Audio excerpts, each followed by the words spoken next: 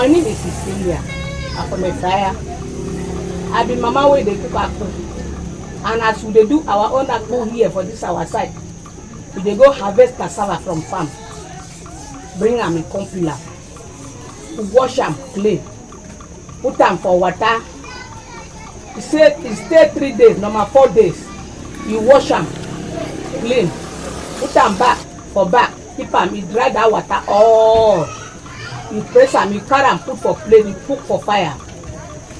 Pound am, paste am, pound am, come am, the fufu don ready to chop. Like when that dey pound am, when I pound am finish, because I no fit add am for mortar one time pound am.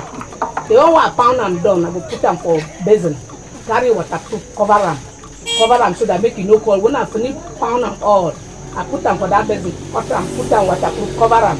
When I wan share am, as I dey share am, put for flask or share type for waterproof.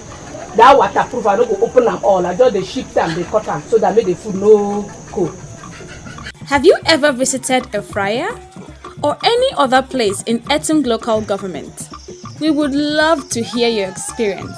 And stay tuned till next time when we'll bring you more recipes from other regions in Nigeria.